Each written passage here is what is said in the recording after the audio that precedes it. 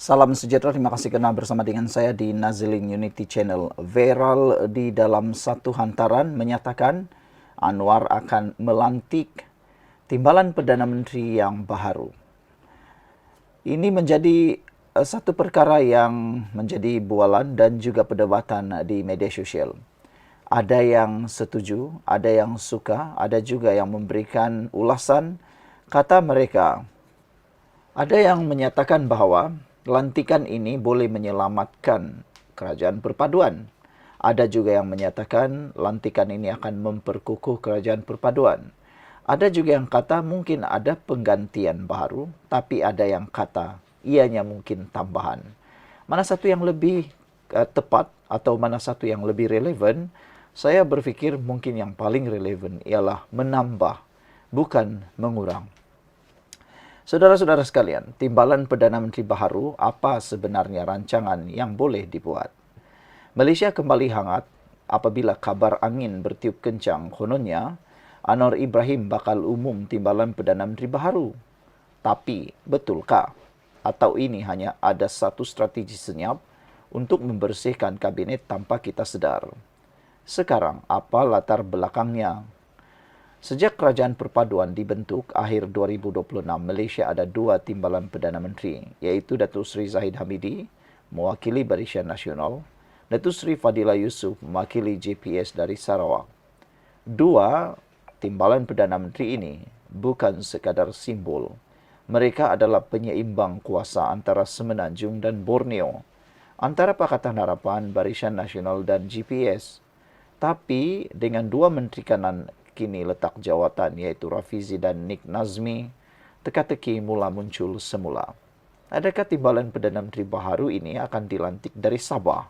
Itu menjadi buah mulut ramai netizen. Sebelum itu, ini terapi imun transfer factor for life. Ini bukan ubat, tetapi ini ialah terapi imun yang meningkatkan daya imun badan kita sehingga 400%. Secara ringkasnya, kita kena penyakit kerana imun badan kita yang lemah. Kita sukar untuk menjadi sihat dan kembali pulih daripada pelbagai jenis penyakit kerana imun badan kita yang bodoh dan lemah. Transfer Factor for Life ini ialah terapi imun yang meningkatkan, mendidik dan menstabilkan imun badan kita supaya bukan sekadar kuat tetapi mampu menyerang penyakit dari dalam tubuh badan kita sehingga kita boleh sihat semula. Jadi saudara-saudara sekalian, Transfer Factor for Life ini jadi jawapan kepada ramai orang. Ingat, Transfer Factor ini bukan ubat tetapi telah diiktiraf oleh seluruh doktor di seluruh dunia, telah mendapat atau diberikan sijil halal dan lulus KKM untuk mendapatkan produk yang luar biasa hebat. Produk saintifik ini hubungi nombor yang tertera. Baiklah, saudara-saudara sekalian. Desas-desus makin panas kononnya ada penyusunan semula kabinet, pelantikan timbalan Perdana Menteri yang ketiga daripada negeri-negeri tertentu atau penukaran seorang timbalan Perdana Menteri yang sedia ada. Yang menjadi panas ialah, adakah yang dilantik itu, yang disebut-sebut itu Rafizi Ramli? Wow! Betulkah Rafizi Ramli akan menjadi timbalan Perdana Menteri yang baharu? Apabila ini disebut, ini menjadi satu perkara yang tidak mustahil. Saya secara pribadi melihatnya tidak mustahil. Kerana memang Rafizi Ramli terbukti layak menjawat jawatan tersebut. Ada juga yang menyatakan mungkin Saifuddin Nasution. Ada juga yang kata mungkin Muhammad Sabu. Ada juga yang mungkin berkata Khairi Jamaluddin dan beberapa tokoh teknokrat. Tapi sejauh mana kebenarannya? Saudara-saudara sekalian, tapi secara ringkasnya, saya rasa tidak akan ada penukaran tetapi mungkin penambahan, mungkin. Dan yang paling besar spekulasi yang boleh kita terima ialah timbalan Perdana Menteri daripada Sabah. Kerana sebelum ini tidak ada timbalan Perdana Menteri daripada Sabah. Adakah strategi itu akan menguatkan dan mengukuhkan Anwar Ibrahim di persada kuasa? Kerana sekarang ini GRS Sabah mempunyai ahli parlimen, kerusi parlimen yang begitu besar. Kalau benar-benar Anwar Ibrahim melantik timbalan Perdana Menteri yang baru, ini mungkin berlaku. Ini mungkin kerana keseimbangan kuasa dalam Pakatan Harapan PH sendiri antara PKR, DAP dan Amanah. Kedua, tekanan daripada komponen politik yang rasa tidak cukup diwakili. Ketiga, mesej pembaharuan pasca peletakan jawatan Rafizi dan Nik Nazmi. Namun ada juga risiko besar menggugat kestabilan sedia ada, timbulkan ketidakpuasan antara blok kerajaan. DAP mungkin tak selesa jika tak ada timbalan Perdana Menteri daripada partinya. Adakah wajar Anwar Ibrahim menambah timbalan Perdana Menteri? Malaysia bukan negara yang wajib ada 2 timbalan Perdana Menteri, apatah lagi 3. Sistem perlembagaan negara kita fleksibel. Tetapi politik Malaysia penuh perjanjian sulit, maka timbalan Perdana Menteri adalah simbol rundingan kuasa. Kalau timbalan Perdana Menteri baru, kalau ada timbalan Perdana Menteri yang baru, adakah ia membawa kekuatan atau hanya membebankan sistem sedia ada? Apa strategi Anwar sebenarnya? Anwar Ibrahim terkenal dengan gaya berhati-hati. Dia tak mudah goyah dengan tekanan luar. Kalau betul dia mahu tambah atau tukar timbalan Perdana Menteri, ia hanya akan dibuat bila masanya tepat. Strategi beliau kini adalah kestabilan, fokus ekonomi dan reformasi, dan perlahan-lahan buang unsur sabotaj dalam kabinet. Timbalan Perdana Menteri baharu masih spekulasi, tapi isyarat rombakan itu wujud. Soalnya, siapa akan naik dan siapa yang akan terpaksa undur diri secara senyap? Jangan lupa subscribe kalau anda mahu analisis politik berfakta tapi berani. Malaysia sedang berubah dan kita semua wajib celik.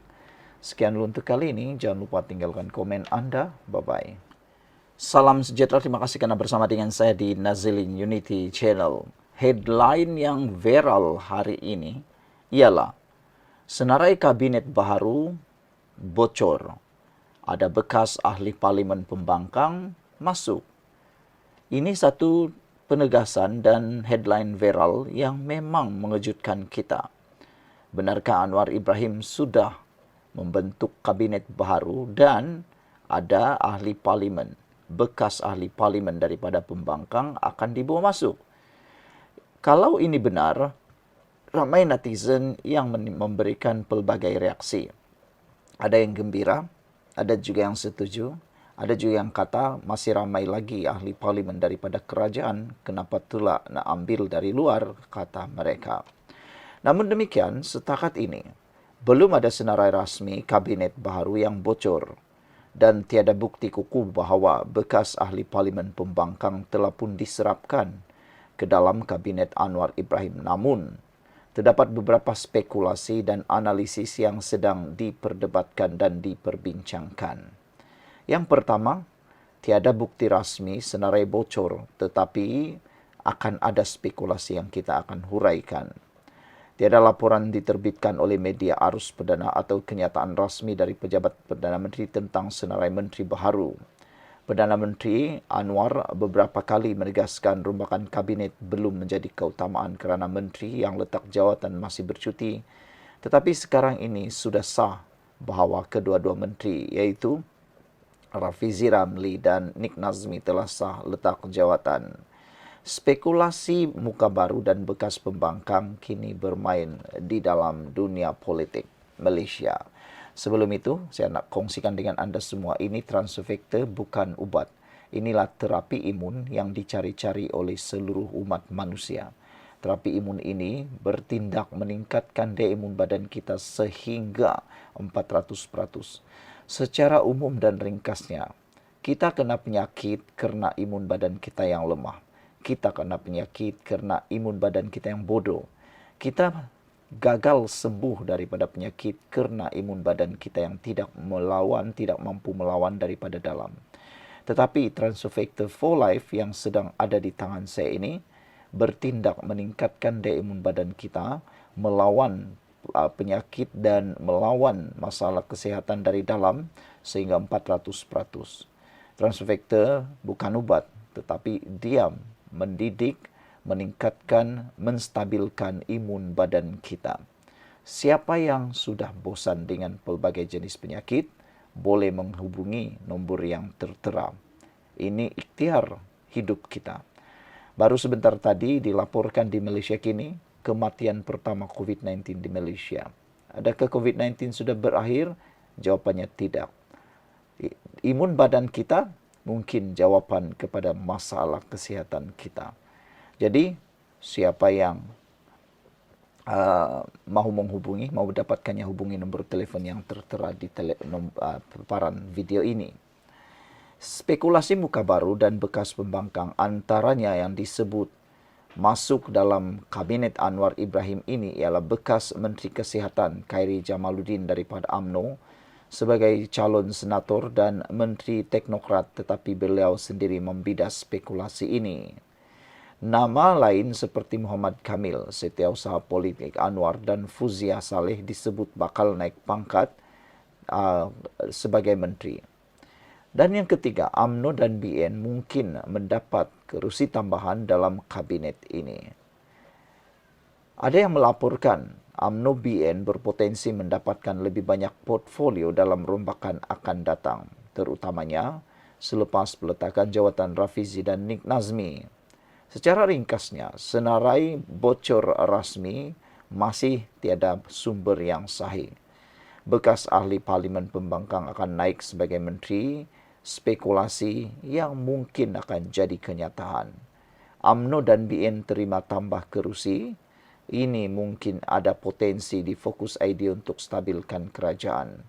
Adakah Rafizi dan Nik Nazmi akan diganti? Masih dipantau, Anwar pilih lantik gantian sewajarnya. Secara umum dan kesimpulannya, tiada bukti kukuh kabinet bocor atau bekas pembangkang dilantik. Jadi setakat ini, Khairi juga menolak gesaan untuk menjadi sebahagian daripada kabinet. Anwar nampaknya lebih cenderung untuk menunggu masa yang sesuai sebelum melaksanakan rombakan, bukan bertindak tergesa-gesa. Sekian dulu untuk kali ini, jangan lupa tinggalkan komen Anda. Salam sejahtera, terima kasih kerana bersama dengan saya di Nazilin Unity Channel. Dalang utama, rancangan tumbangkan Anwar ditangkap. Wow, ini satu pendedahan dan ulasan penggempuran fakta yang pasti akan membuatkan Anda terkejut. Benarkah ada rancangan untuk menumbangkan Anwar yang seperti langkah Sheraton 2.0 akan berlaku tahun ini? Yalah, kan kita tahu sekarang ini politik menjadi panas. Khususnya pembangkang dilihat sudah kehilangan modal politik dan mereka tidak mampu melakukan apa-apa lagi untuk mengganggu-gugat kekuatan kerajaan perpaduan ini. Dijangka jika Barisan Nasional dan Pakatan Harapan terus bekerja sama di dalam politik Malaysia, tiada harapan mana-mana pihak untuk menumbangkan kerajaan ini. Oleh sebab itulah, satu ulasan daripada netizen menyatakan bahawa akan ada dalang utama rancangan tumbangkan Anwar akan ditangkap. Akhirnya, individu yang selama ini bergerak dalam bayang-bayang merancang kejatuhan Anwar Ibrahim ditangkap. Wah, macam mana ditangkap, di mana ditangkap, dan siapa yang tangkap, Anda akan ikuti dan ketahui dalam ulasan pendedahan luar biasa ini. Drama politik negara kini memuncak apabila dalang utama cubaan menjatuhkan kerajaan perpaduan berjaya dikenal pasti dan ditahan oleh pihak berkuasa. Siapa dalang ini? Belum ada kenyataan rasmi sepenuhnya, tapi sumber dalaman menyebut beliau adalah bekas ahli strategi kanan dipercayai pernah berkhidmat dalam kerajaan atau JLC, aktif menggerakkan gerakan sulit melompat, ahli parlimen lompat parti, mempunyai hubungan rapat dengan blok pembangkang dipercayai Perikatan Nasional. Rancangannya bagaimana?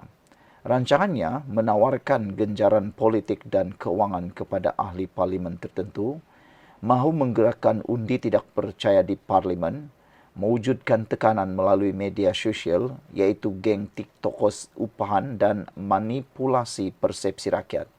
Tetapi semua ini terbongkar lebih awal selepas siasatan SPRM dan pihak keselamatan mengesan komunikasi sulit dan perpindahan dana mencurigakan.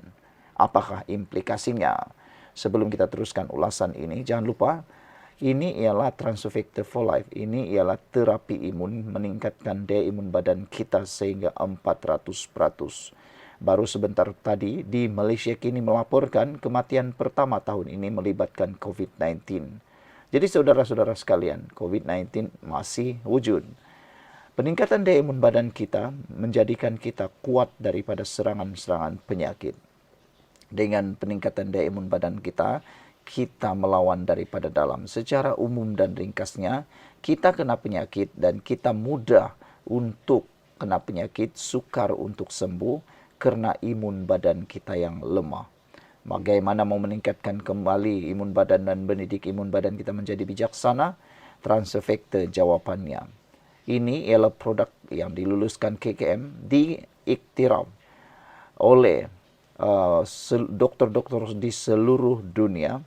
Lulus KKM, ada sijil halal, dan ianya adalah produk saintis luar biasa. Siapa yang berminat untuk mendapatkannya, sila hubungi nombor telefon yang tertera. Apa implikasi besar? Kegagalan rampasan kuasa ini memberi signal jelas Anwar masih kukuh dan pengkhianat mula gugur satu persatu. Kerajaan perpaduan kini dilihat semakin bersih dari unsur sabotaj dari selimut dalam selimut. Tangkapan ini mungkin membuka jalan untuk penahanan lebih ramai lagi individu berprofil tinggi dalam masa terdekat. Ini bukan sekadar soal politik, ini soal masa depan negara. Siapa lagi yang akan ditahan selepas ini? Siapa jerung sebenar di belakang dalang ini?